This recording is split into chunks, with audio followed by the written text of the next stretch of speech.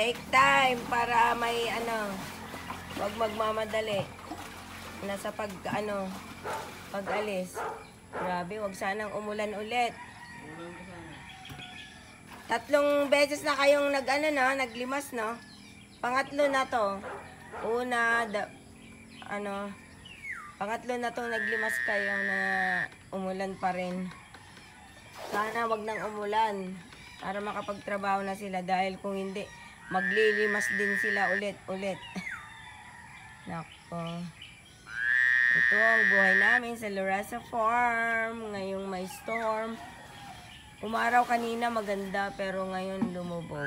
Ewan ko kung may bagyo na naman. Naku, sana hindi na. Good morning. Malamig pero ang problema namin ay ayaw bumaba ang tubig dahil adobe itong patatayuan. Magandang adobe pero ito ang problema, hindi lulubog ang tubig.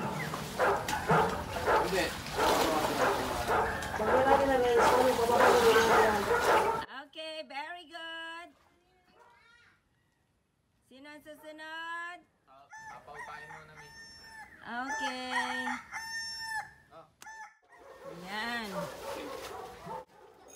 Dahan-dahan para hindi rin babalik.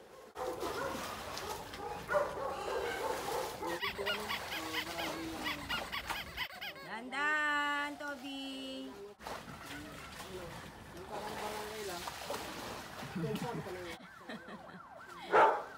Ang mga good boys, nagtatrabaho. Rain, go away, come again another day.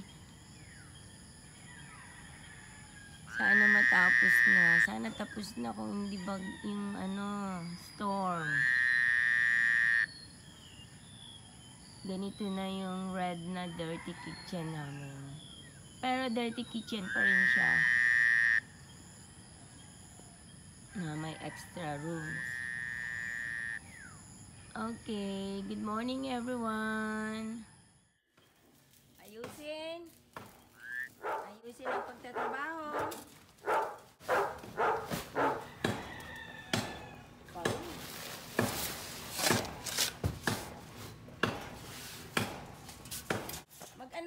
Maglagay ka dyan ng lupa dyan Saan po? Gusto. Maglagay ka ng lupa. Magsala ka na. Ano ba yan? Anong tawag? Buhangin. Magbistay? Okay.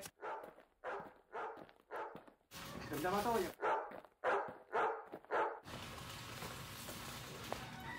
Ala. Ayan. Magbibistay. Ay, okay. Ayan. Ayusin ang pagbibistay.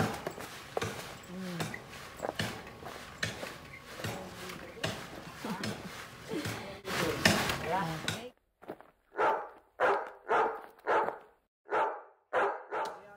Wow, galing. Na? Patalam sa Amerika.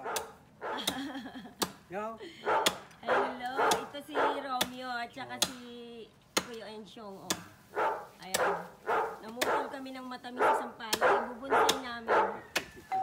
Okay. Good morning. Welcome sa Lorasa Farm. Ayan. Namumutol si Rex ng sampalok. Nakakalungkot na maalis yung sampalok pero kailangan. Kasi hindi matatat siya ng bubong. Ayan. Hindi na lalaki. Sisirain na niya yung pader. So, kailangan alisin. Ayan, alis na niya rin. Iingat ka dyan. Hey. Dito. Dyan? Oo. Okay. Sige lang. Malayo naman ako eh. Pulin mo na. Pulin mo muna. Ayaw pa yan. Putol pa yan. Oo, mano pa yan. Tigas yan. Oh, baka ikaw matamaan, Rex. Babalik sa'yo. Kaya mo naman yan kasi maliit. Kailangan mo pantarin yan. Dito pa. Kaso.